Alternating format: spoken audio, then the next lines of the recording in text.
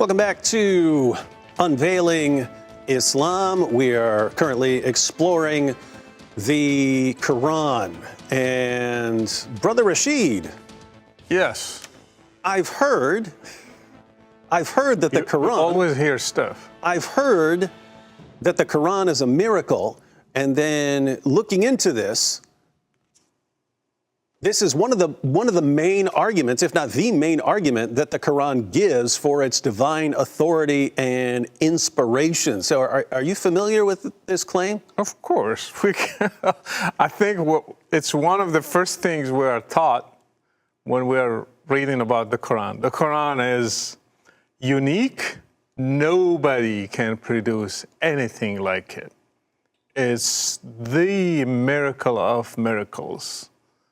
It's the miracle that Muhammad had, and they always use, even at school, they used to use this. They say, in the time of Jesus, medicine was the most Heard that many times. Powerful thing, so that's why healing was the miracle of Jesus. In the time of Moses, it was magic, so he did the most powerful magic. Which is not true when you go, I mean, magic was all the time.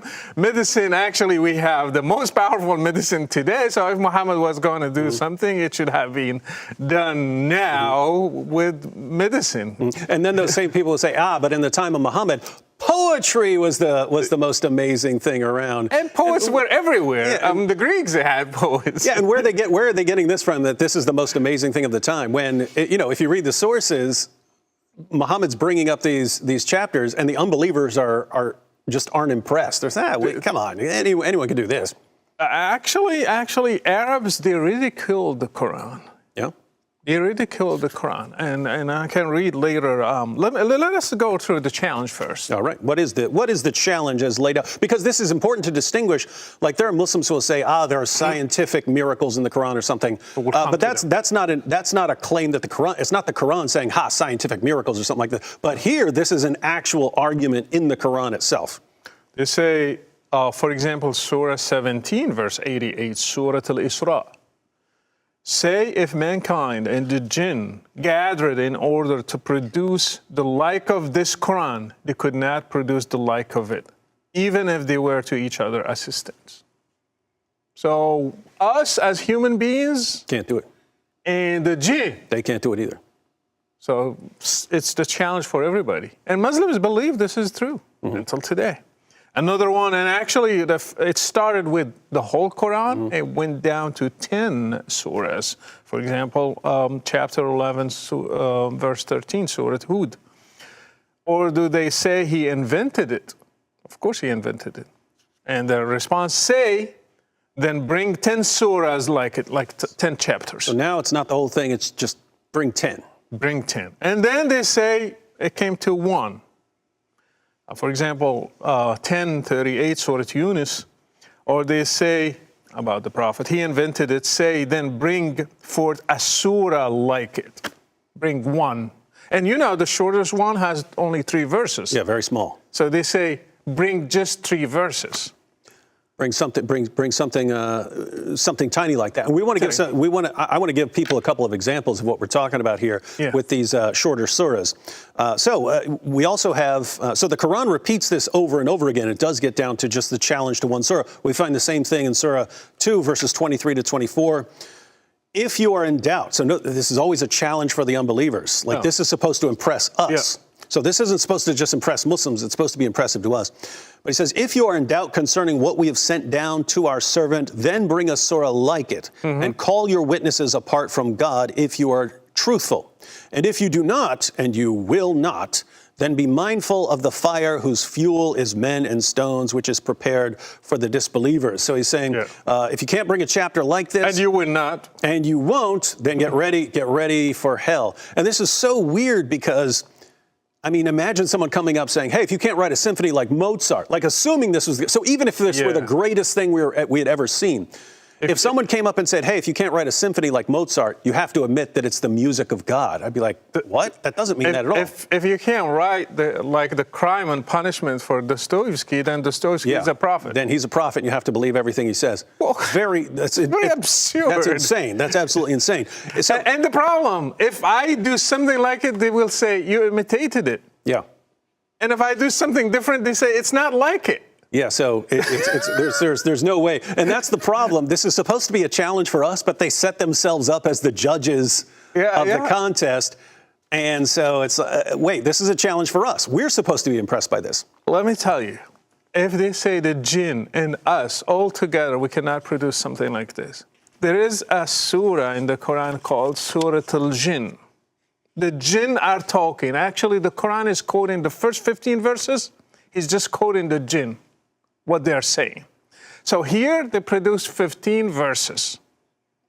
So if somebody says, no, he was like summarizing or paraphrasing what they are saying, then he's not really faithful to what they have said.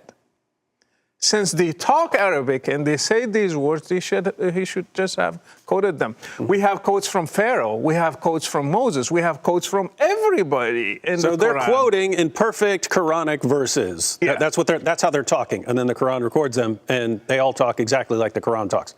Exactly. And the other thing is, as I said, Arabs ridiculed the Quran. For example, Surah Al-An'am 668. And when you see those who engage in offense discourse, means they're ridiculing the Quran, considering our verses, then turn away from them until they enter to another conversation. So they were not impressed. Actually, they ridiculed the Quran. Mm-hmm. And there is another surah, Surah Al-Nisa, 140. It says, and it has already come down to you in the book, which means the Quran, that when you hear the verses of Allah recited and they are denied by them and ridiculed, so do not sit with them until they enter to another conversation. And this is in Medina. Mm-hmm. So people made fun. It was like a show where people gathered and started making fun of the Quran. And Muhammad actually is sitting with them, and then Allah has to intervene. He said, get up and leave, because that's not nice, actually. Yeah, there's also in Ibn Ishaq, there's that guy, Al-Nadir, who used to follow Muhammad around. Muhammad would get up and recite his revelation, and Al-Nadir would get up after him and also read some poetry of his own. And then he would challenge the Muslims and say, show me any way that Muhammad's verses are superior to mine. I don't think they did. They eventually killed him. After they captured him. So, David, you are not impressed by the Quran? No, let me give you an example, because if people aren't familiar with the Quran, you mentioned that some of these are extremely short. Let me give a couple examples. I will read a couple of complete chapters. These are complete chapters. So this is Surah 108. This is the study Quran, so they translate Allah as God. So Surah 108, in the name of God, the compassionate, the merciful, truly we have bestowed abundant good upon thee. So pray to thy Lord and sacrifice. Truly thine enemy shall be the one without posterity. Right. So that's an entire chapter. Yeah. Surah 109. So you just read an entire chapter. That's an entire chapter. By the way, we use, as kids, memorize these first, so we can use I know that. Nabil could quote all so this. you use them in the prayers because they're quick. It will not take us a long time. So we just say them, and we do our duty and we leave. And so notice that the Quran's challenge is, hey, produce something like that. It's like, wait, some of these are only a couple verses. Surah 109. In the name of God, the compassionate, the merciful, say, O disbelievers, I worship not what you worship, nor are you worshipers of what I worship, nor am I a worshiper of what you worship, nor are you worshipers of what I worship. Unto you your religion, and unto me my religion. Like, who worships what? No. This is the most amazing thing. No one can write something like that. I'll read one more, just because this is a famous chapter of the Quran, Surah 110. In the name of God, the compassionate, the merciful, when God's help and victory come, and you see mankind entering God's religion in throngs, hymn the praise of thy Lord and seek forgiveness from him. Truly he is ever relenting. So Muslims look at this and they're impressed by this. And I would look at this and I would say, how can this possibly be considered so amazing that you don't think a human being could put words in this order? A human being can put words in any order, but then I get the response, Brother Rashid, it only works in Arabic. So is that even case? in Arabic, Even in Arabic, it sounds funny sometimes. It sounds ridiculous. Of course, sometimes there is poetry and you get for example, recited with beautiful voices and you think, wow, listen to that. But the meaning is empty. There is nothing in it.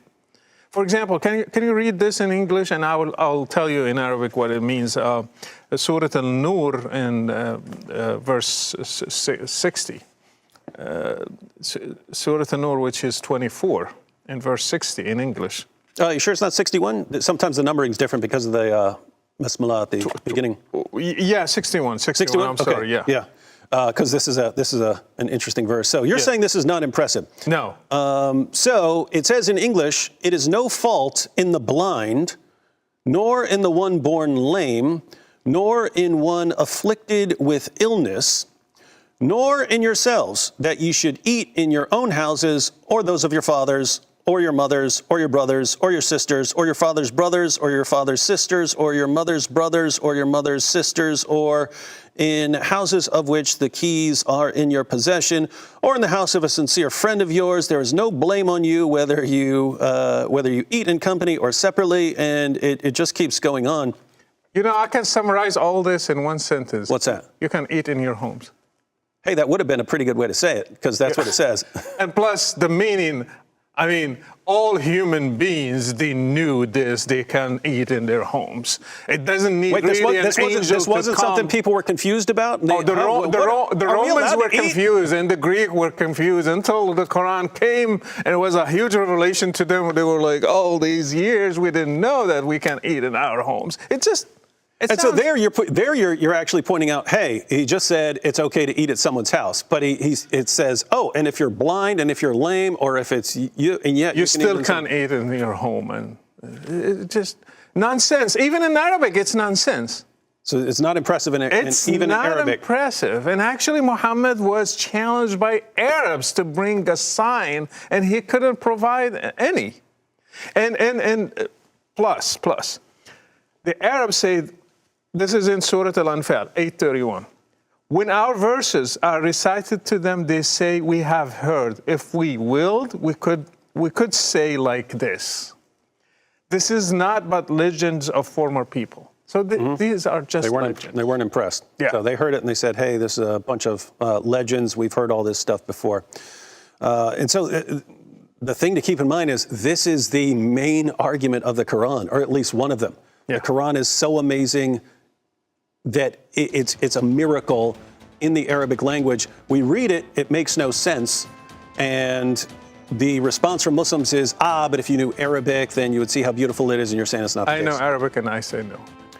All right, ladies and gentlemen, well, you heard it here. The main argument for the Quran is a horrible disaster, and that's the best the God of Islam could come up with.